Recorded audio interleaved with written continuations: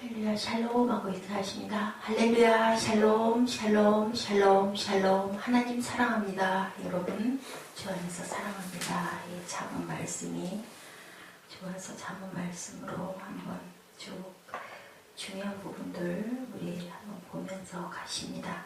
지혜가 길거리에서 부르며 광장에서 소리를 높이며 두려움 없이 평안히 살리라 라는 그런 마음 저들 품어봅니다. 나의 모든 교훈을 멸시하며 나의 책망을 받지 아니하였기 때문에 너희에게 두려움이 임할 때 내가 비웃을 것이다 라고 하나님이 말씀하십니다. 너희 두려움이 광풍같이 임하겠고 너희의 재앙이 폭풍같이 이르겠고 너희에게 근심과 슬픔이 임하리니. 하나님의 말씀을 깊이 듣지 않았기 때문에 어리석음을 좋아했기 때문에 거만한 자들은 거만을 기뻐하며 미련한 자들은 지식을 미워하니 어느 때까지 하겠느냐. 하나님의 지식을 저희들이 미워했다라고 말씀하고 계세요. 싫어했다. 그때 너희가 나를 아무리 불러도 나를 찾아도 내가 대답하지 않고 내가 너희를 알아보지 않을 것이다. 30절 31절에 어리석은 자의 퇴보는 자기를 죽이며 미련한 자의 안일은 자기를 멸망시키려니.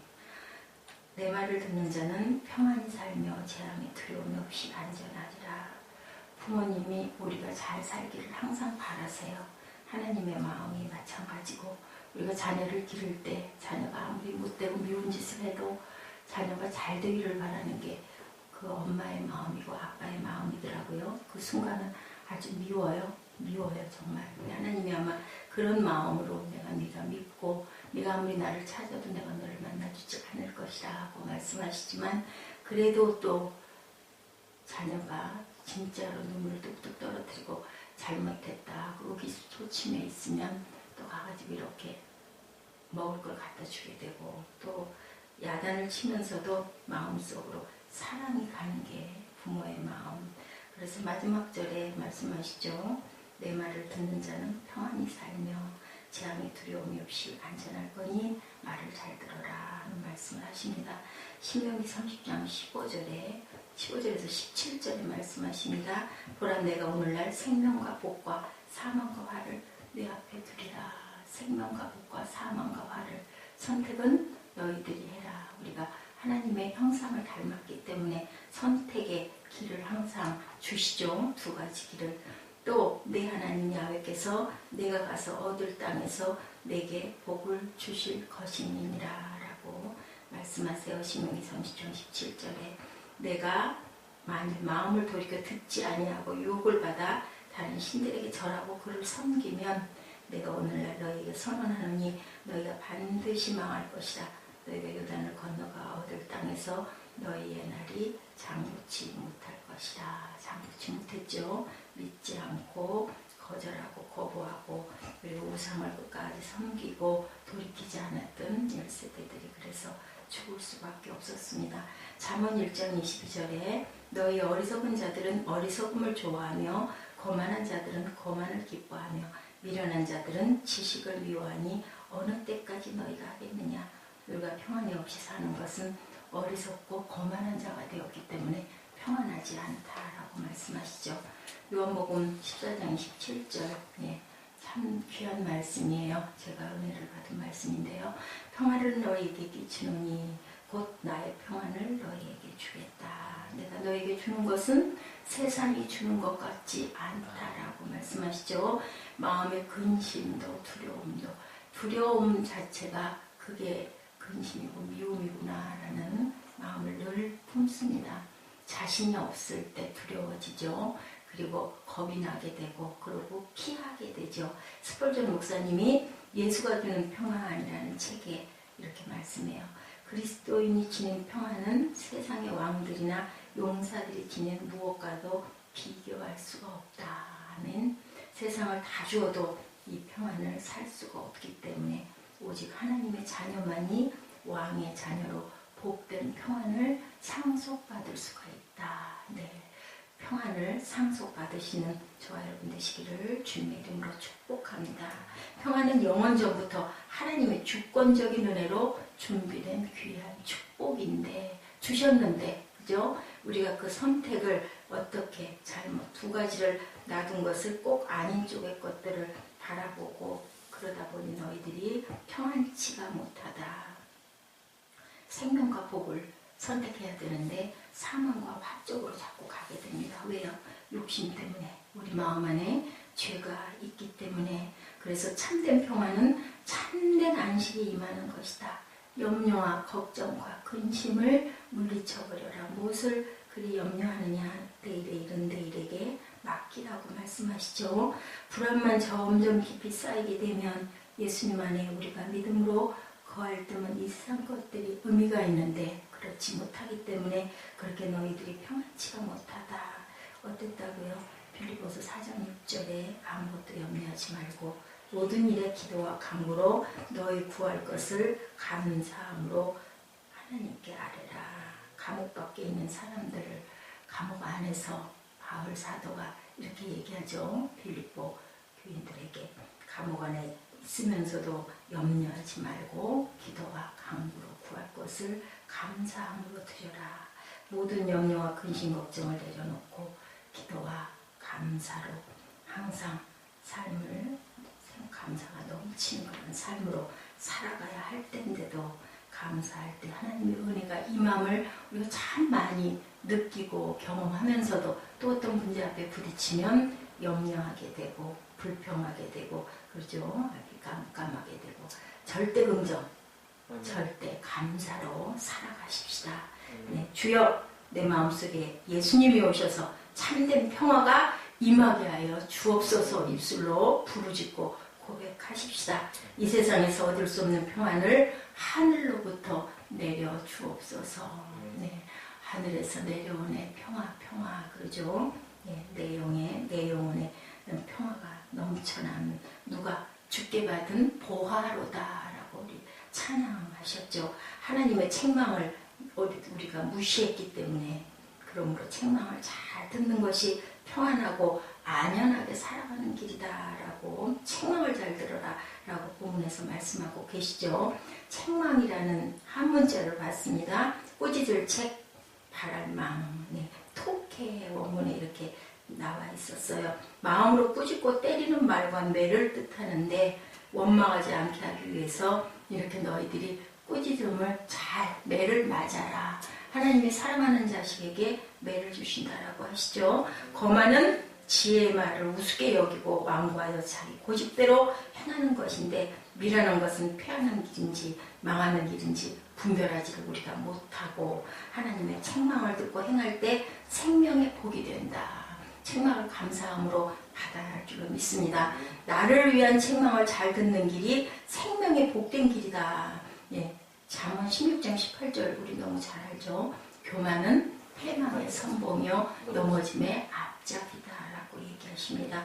인생이 고난을 처할 때 하나님을 찾다가 하나님의 은혜로 고난을 벗어나면 어떻게 돼요? 또 잊어버리죠. 풍족한 삶을 살게 되면서부터 하나님을 멀리하게 되고 나도 모르게 그냥 안일에 빠져버리기가 쉬운데 그렇다면은 고난과 환난이 왔을 때가 기회로다. 그죠? 이 시간은 은혜 받을 시간인 줄로 믿습니다. 신앙은 철저히가 하나님과 나와의 일대일의 관계인데 하나님과의 바른 관계의 시작은 하나님 앞에서 내가 어떤 존재인지 코람데오 하고 바라봤을 때 내가 과연 얼마나 교만하고 아니면 내가 지금 어떤 마음과 자세로 하나님 앞에 앉아 있는지 서 있는지 머리를 숙이고 있는지 사람들과의 관계가 힘들어질 때 하나님과의 관계가 소원해져서 고민하고 있지는 않은지 그때 나의 내면을 살펴보고 내 내면 속 깊이 겸손보다 교만이라는 구렁이가 따리를 틀고 있는 것은 아닌지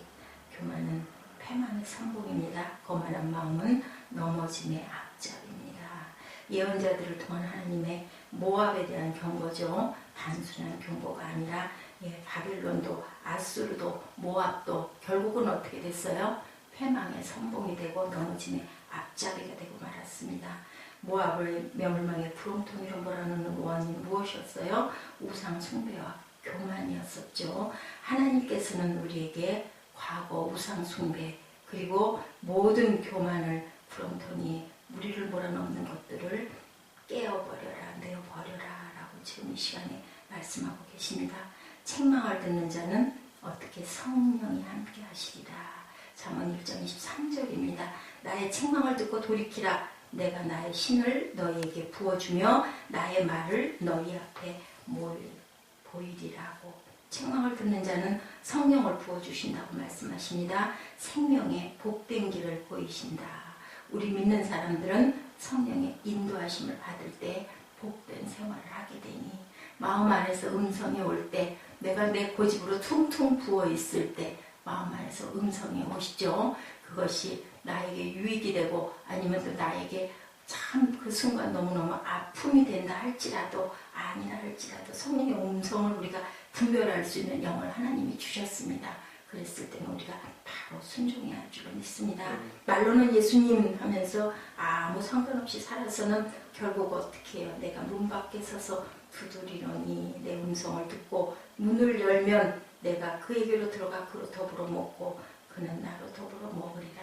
문 밖에서 문을 두드린다는 것은 결국은 문이 열릴 수도, 문이 닫힌 채로 그대로 있을 수도 있다는 거죠. 그 문 밖의 음성을 잘 듣기 위해서 우리는 성령의 음성에 귀를 기울이고 귀가 열려 있어야 할 줄로 믿습니다. 잘 듣는 것이, 듣는 자가 지혜가 있다. 솔로몬이 듣는 귀를 주시옵소서 했죠. 그게 바로 하늘의 지혜였기 때문에 하나님께서는 지혜와 재물과 부와 명예까지도 다 함께 주셨어요.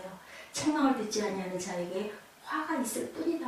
예, 잠언 1장 27, 8절입니다. 너희의 두려움이 광풍같이 임하겠고 재앙이 폭풍같이 임하리라. 그렇죠. 두려움이 무섭게 달겨듭니다. 재앙도 폭풍같이 임합니다. 그때에 너희가 나를 부르리라. 그래도 내가 대답지 아니하겠고 부지런히 나를 찾으리라. 그래도 나를 만나지 못할 것이다.